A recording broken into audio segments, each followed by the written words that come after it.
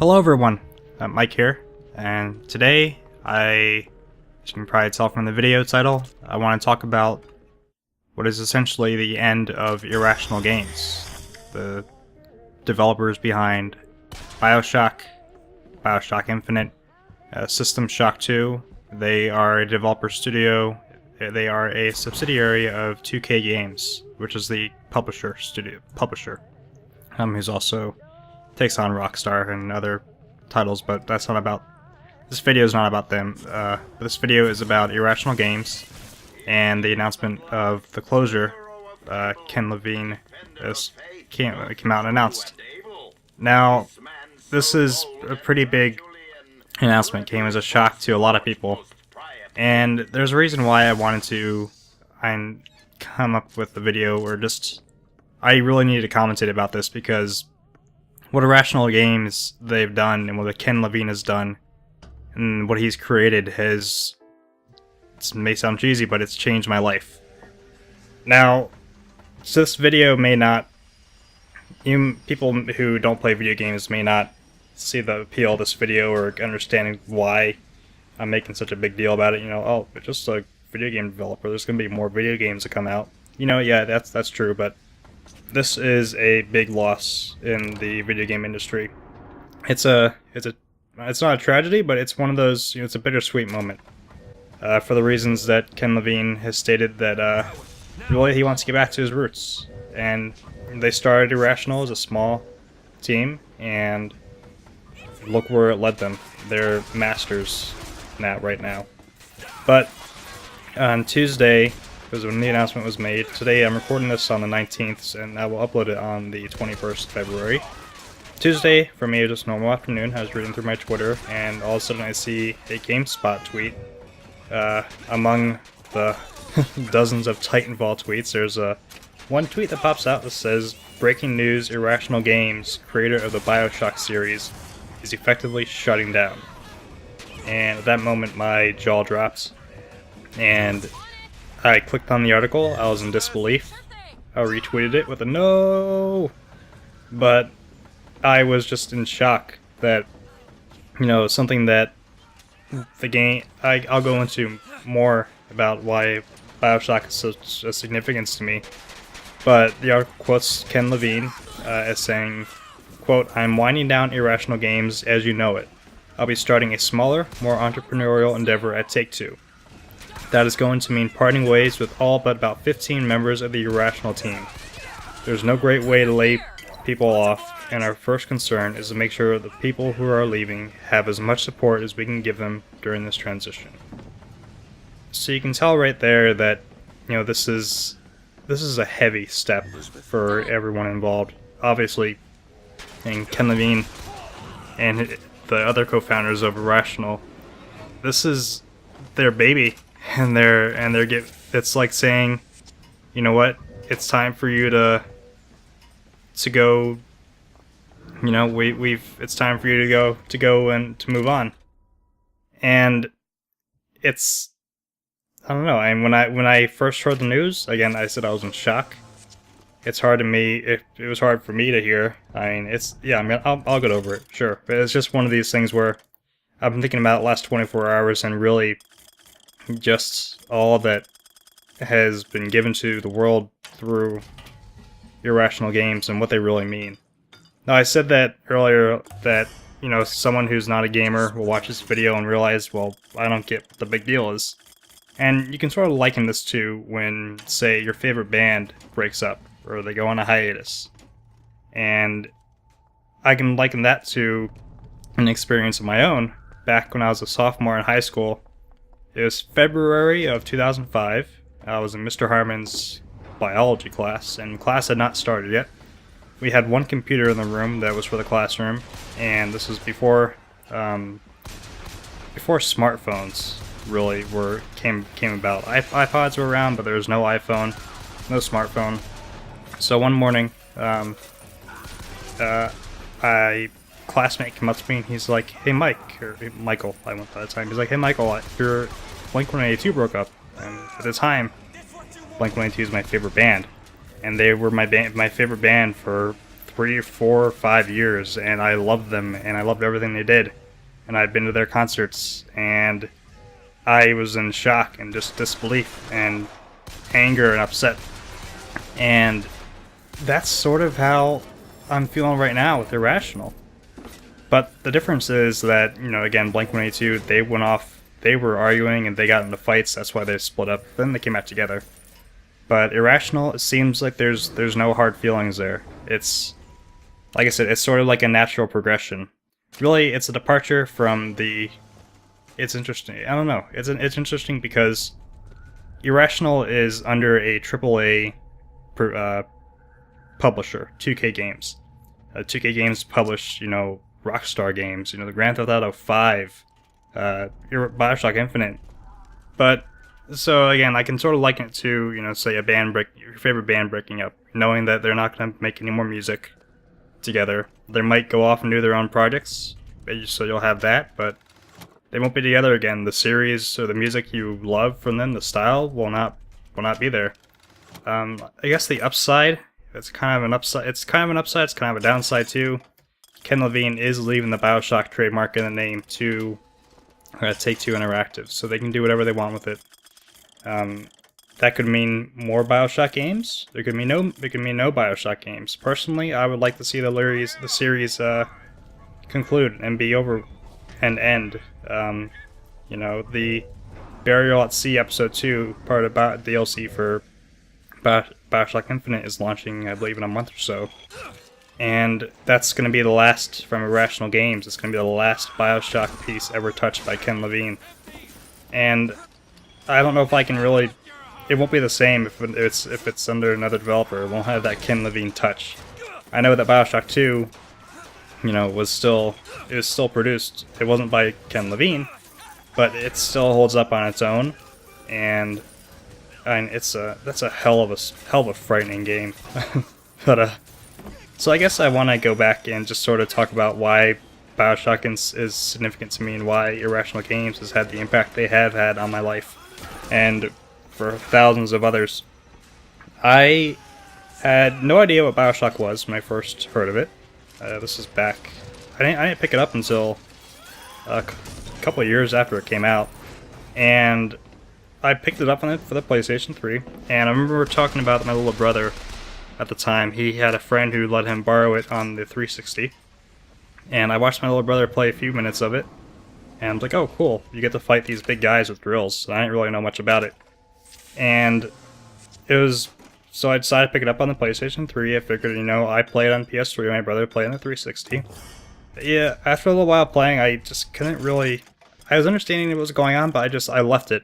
And it was about a year before I finally picked it back up again. And I was still in the middle of the game. I picked it back up, had no idea what the heck I was doing, what my mission was. That's sort of what sucks when you play a game and then you leave it for a long time and come back and you're like, oh wait, what am I doing?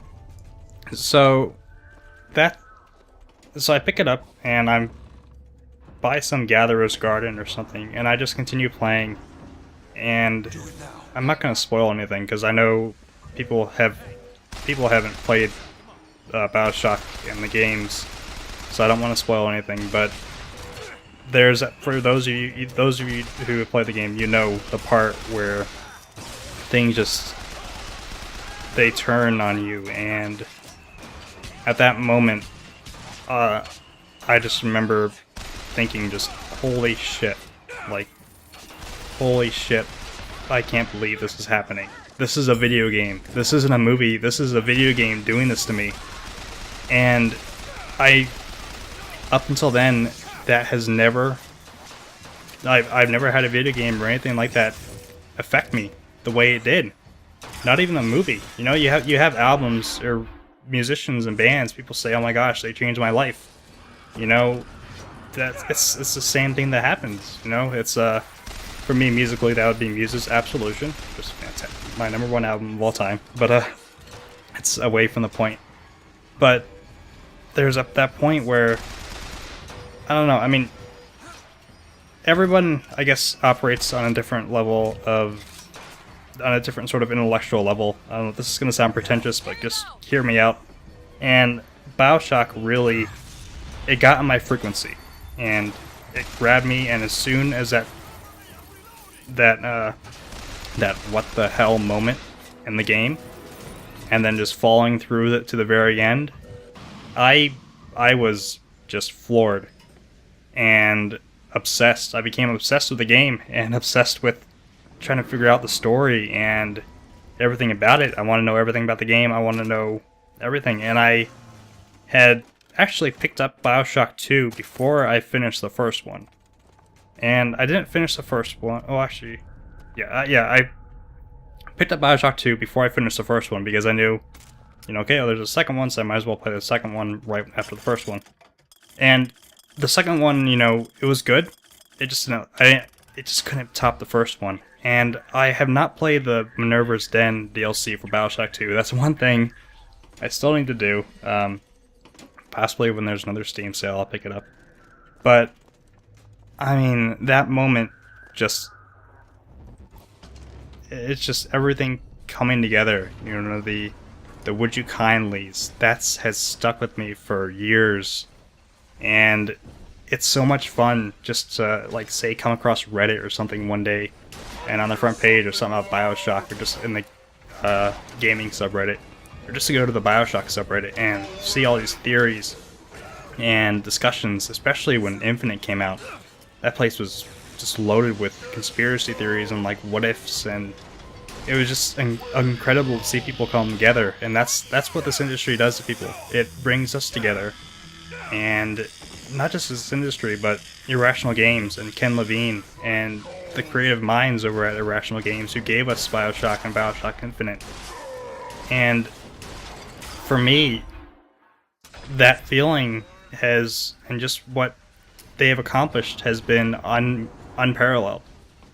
Really, it was unbeatable for me personally until I played Red Dead Redemption. I finished Red Dead Redemption before I finished the first BioShock, even though it came out 3 or so years after. But nothing has come close, really, until The Last of Us, when I played that last year. And now, there's a difference between, I firmly believe there's a difference between your favorite game ever and what you consider the best game ever. And although the BioShock series may be my favorite video game series of all time, The Last of Us is the best video game I've ever played. And I can go on and on and on about that. But just considering me placing BioShock and The Last of Us next to each other just shows how high these games have become. And that's what's happening nowadays. And it's very rare for that to happen in the industry these days, especially with AAA titles, where you have the Call of Duties, you have the Battlefields, you have the Assassin's Creeds, all these franchises that are just spewing out repeatedly, even though they might be good, but how good are they if they come out once a year? I mean, BioShock Infinite was in development for, I think, 6 or 7 years. And I can't say how long, I can't say I know how long, let's say, the Assassin's Creed games have been developed for, but Ken Levine has also stated that, he spends 5 or 6 years working on something, and then a person plays it and beats it in 12 hours, and they're done with it. They don't pick it up and play it again.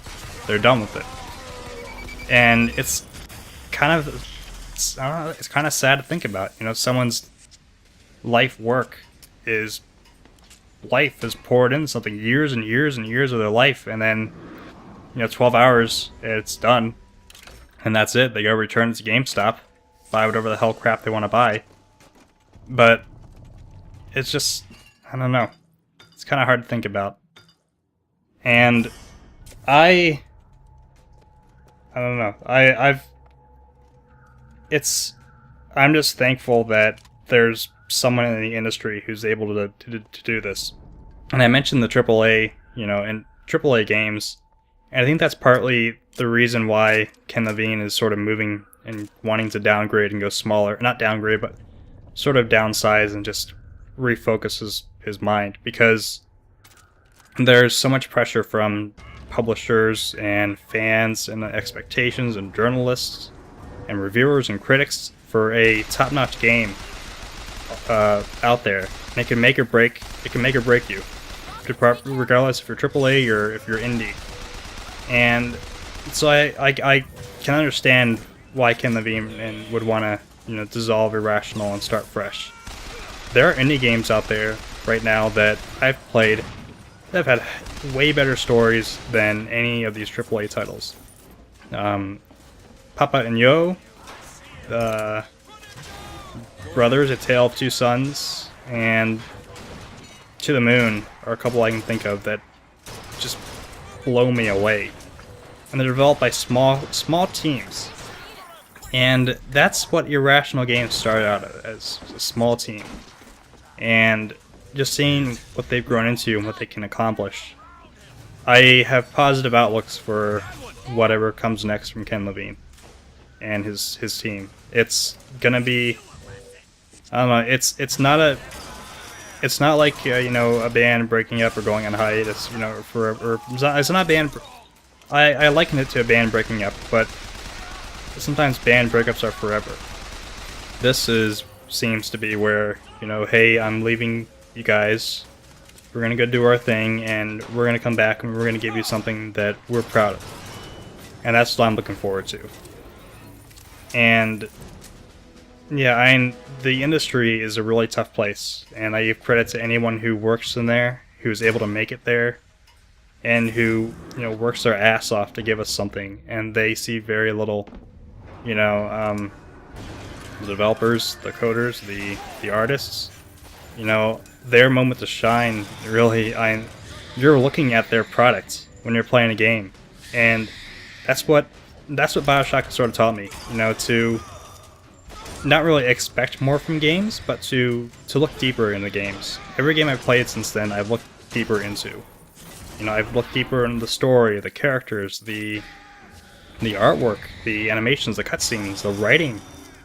It's opened my mind to a lot of different things, and I think really I'm trying to remember how old I was when I actually beat BioShock. I was probably in my early 20s. I was at the point where where I was mature enough to understand what was going on, and to a point where it was able to have that effect on me, and it still resonates to this day, years later. And just like when I also beat BioShock Infinite back in March, that's still resonating with me. I mean, I spent weeks trying to figure out what exactly, what the hell just happened, and I didn't figure it out until just a couple months ago, when I saw a post on Reddit and someone had put it together nicely in nice illustrations, and it's like, oh, okay. And then of course Burial at Sea Part 1 came out, and I'm just like, no, here we go again, I don't know what's going on. But I guess I want to wrap this up by saying thank you, Ken Levine, and everybody at Irrational, for changing the industry. They're not just another studio, they're pioneers, and if any of them ever see this, which I doubt, but if anybody watches this, know that what they did for this industry will never be matched, and that they should be proud of what they did, and we will never forget Irrational.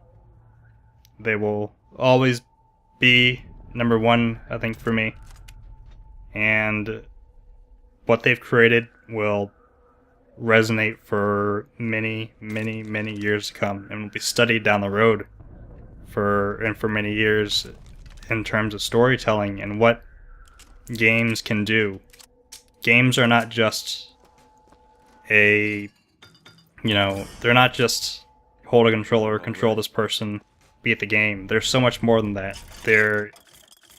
They draw you in.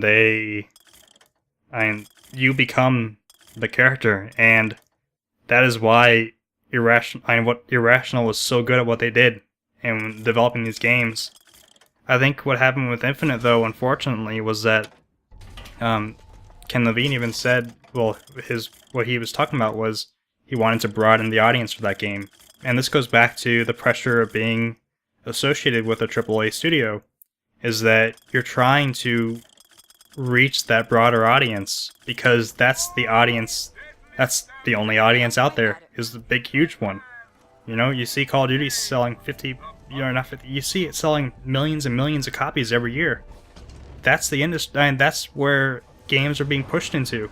It's not kind of forced into, but that's where they're being pushed into. You know, I'm curious to see what Infinite was like before the final product. You know, was it just a full-out blown shooter all this time? I don't believe so.